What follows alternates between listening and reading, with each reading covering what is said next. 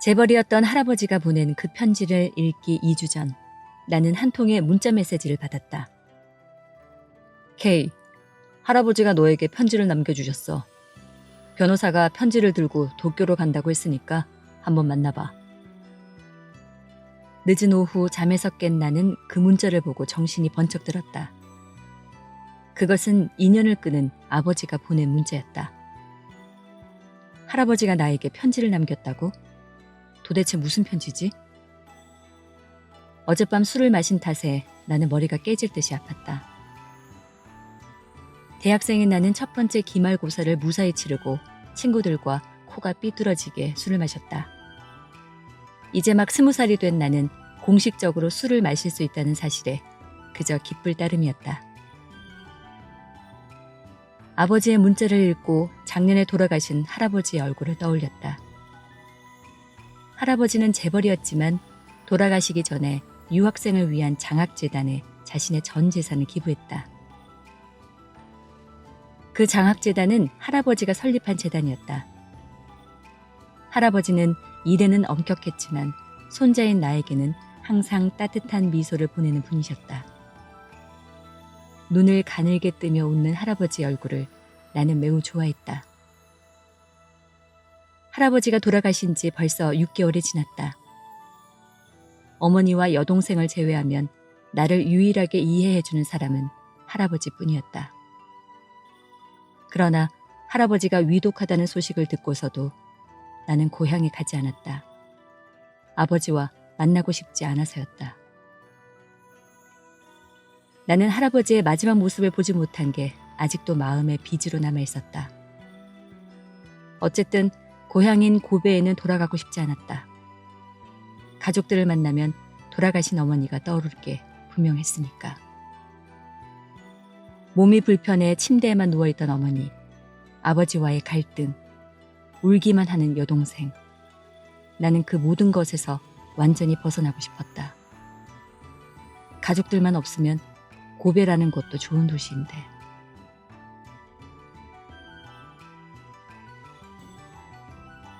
약속된 고급 호텔 라운지에 도착하자 양복을 쫙 빼입은 노년의 변호사가 얼굴에 미소를 띠며 나에게 손을 흔들었다. 내가 다가가 자리에 앉자 그는 조용히 말하기 시작했다. 나는 할아버지가 돌아가시기 며칠 전에 그가 입원한 병원에 찾아갔었어. 그때 할아버지는 아들보다 손자인 너를 더 걱정하셨지. 크게 될 사람은 내 아들이 아니라 손자 녀석이야, 이렇게 말하며 웃으셨어. 너에게 기대를 많이 하신 모양이야. 손자에게 중요한 것을 가르쳐주고 싶은데 그럴 시간이 없는 것 같아 가슴에 남는다며 정말 안타까운 듯이 말씀하셨어. 그 가르침이 얼마나 중요한 것인지는 몰라도. 할아버지가 나를 그렇게 높이 평가했다고? 할아버지에게 가끔씩 고민을 털어놓던 내 모습이 떠올랐다. 도쿄에 있는 대학에 가고 싶다. 그리고 언젠가 꼭 해외에 나가보고 싶다고 내가 말하자 할아버지는 고개를 끄덕이며 그거 좋은 생각이야. 꼭 해외에 나가보려. 이라고 웃으며 말해줬었다. 변호사는 할아버지의 이야기를 한 후 서류 가방에서 커다란 봉투를 꺼냈다. 할아버지가 손자에게 건네주라고 지시한 것 같았다. 내가 봉투를 받아들고 사인을 하자 그는 계산서를 들고 카운터를 향했다. 그 커다란 봉투는 얼마간 우리 집 냉장고 위에 고스란히 놓여 있었다. 그 안에 적힌 내용이 궁금했지만 봉투를 열어보지는 않았다. 그리고 나서 2주 동안 기말고사 공부를 했고 동아리 친구들과 술을 마시고 아르바이트를 하면서 시간을 보냈다. 몇 번이나 봉투를 열어보려고 했지만 왜인지 용기가 나지 않았다. 봉투를 열면 판도라의 상자처럼 모든 것이 제자리로 돌아갈 것만 같아 두려웠다. 결국 지금은 모든 것이 제자리를 찾았지만 내가 봉투를 열 수 있게 도와준 사람은 여자친구 에미였다. 에미와 사귄 지는 6개월 정도 되었다. 그녀의 큰 눈과 귀여운 모습에 반해 내가 먼저 사귀자고 고백했었다. 그러나 지금은 결혼할 생각이 전혀 없다. 하지만 최근에 에미는 종종 결혼에 대해 애둘러 말하고는 했다. 청춘을 즐기는 것도 좋지만 첫사랑과 결혼하는 것도 좋지 않을까? 라면서. 에미는 가끔 날카로운 지적을 할 때도 있었다. 그럴 때면 그녀의 말 한마디에 정신이 번쩍 들고는 했다. 그 의미에서 보면 지적이 조금은 고마운 존재이기도 했다. 이번 일도 마찬가지였다. 냉장고 위에 놓인 봉투에 대해 에미가 물었고 나는 하는 수 없이 할아버지와 변호사의 일을 그녀에게 털어놓았다. 그러자 에미는 갑자기 흥분하기 시작하면서 이렇게 말했다. 케이, 봉투를 열어봤어야지. 그건 할아버지가 너에게 주신 메시지잖아. 이 봉투를 열어보지 않으면 아무것도 시작할 수 없다고. 야, 용기를 가지고 지금 열어봐. 내가 도와줄게. 그 어느 때보다도 강력한 그녀의 말투가 조금은 거슬렸지만 에미의 지적은 이번에도 유효했다. 확실히 봉투를 열어보지 않았다면 아무것도 시작할 수 없었을 것이다. 두근거리는 마음으로 봉투를 열어보니 편지지 안에는 할아버지의 글씨가 빼곡히 적혀 있었다. 마음 탓인지 필체가 힘없이 느껴졌다.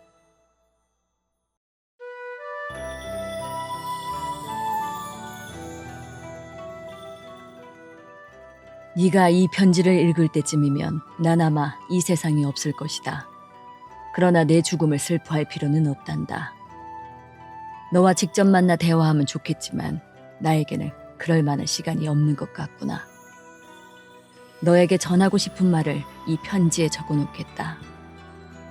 나는 엄청난 돈을 벌어 재벌이 되었지만 내가 가진 모든 재산을 장학재단에 기부하기로 했다. 너희 아버지에게도 손자인 너에게도 재산이라고 불릴 만한 것을 일절 남기지 않을 생각이다. 그 점을 용서하기 바란다.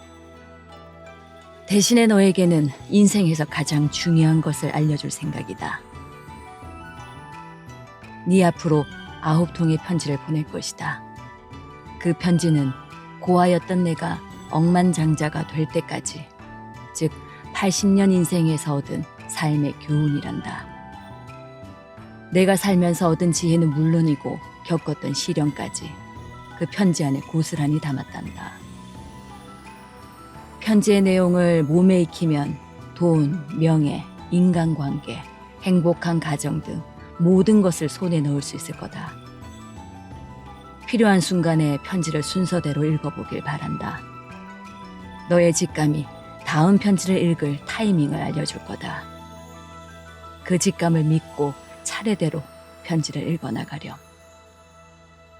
마지막으로 너를 무척이나 사랑했다는 말을 전하고 싶구나. 얼굴을 보고 말할 수 없어 미안하구나. 이 할아버지를 용서하렴. 그리고 멋진 인생을 살길 바란다.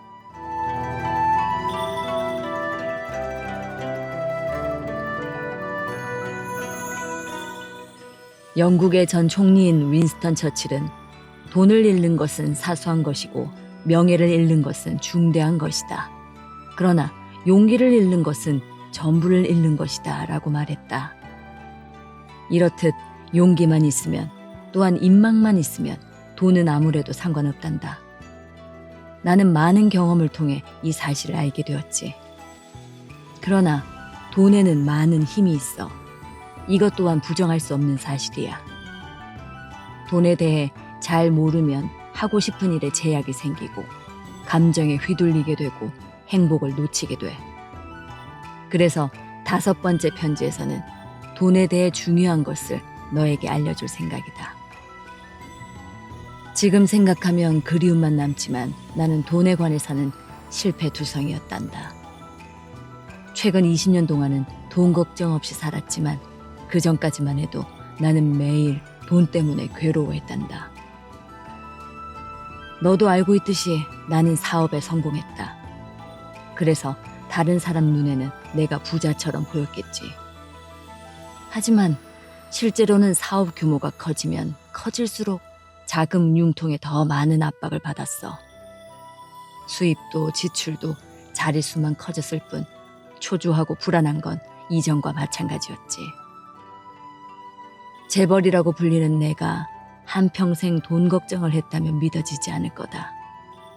그래서 내 경험을 바탕으로 너에게 해줄 말이 있다.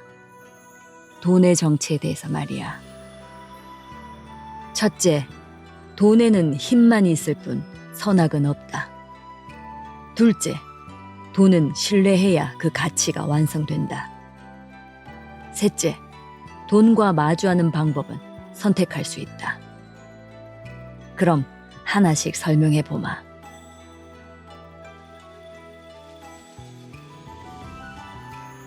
돈이란 힘이란다. 돈은 마치 살아있는 것처럼 다양한 것으로 변해. 물건으로 변하기도 하고 때로는 행복으로 변하기도 하지. 하지만 돈은 선악을 구별하지 못해. 그저 강한 힘에만 이끌릴 뿐이지. 그래서 돈은 매우 착한 사람에게도 다가가고 매우 나쁜 사람에게도 다가간단다. 유감스럽지만 인격적으로 착한 사람에게만 돈이 가는 것은 아니야. 좋은 사람이 부자가 되면 돈은 좋은 힘이 되고 나쁜 사람이 부자가 되면 돈은 나쁜 힘이 돼. 사랑이 충만한 사람이 부자가 되면 돈은 사랑의 힘이 되고 냉정한 사람이 부자가 되면 돈은 냉정한 힘이 된단다. 너는 사랑을 가진 사람이 되었으면 한다. 그리고 네 힘을 최대한 키우면 좋겠구나. 그러면 네 돈은 사랑의 힘이 커질 테고 넌 행복한 부자가 될 테니 말이다.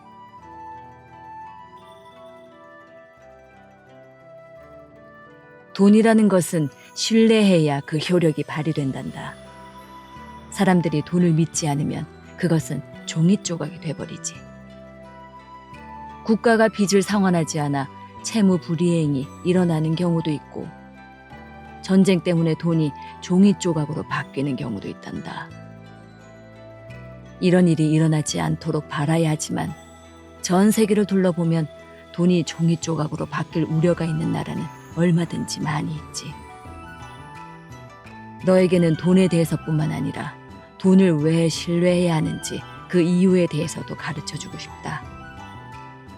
버블 역사도 함께 공부하면 좋겠구나. 네덜란드의 튤립 버블 때부터 사람들은 이상한 것에 열광하기 시작했어. 하지만 비상하게 가치가 높은 것은 모두 환상이란 점을 꼭 기억해 두길 바란다.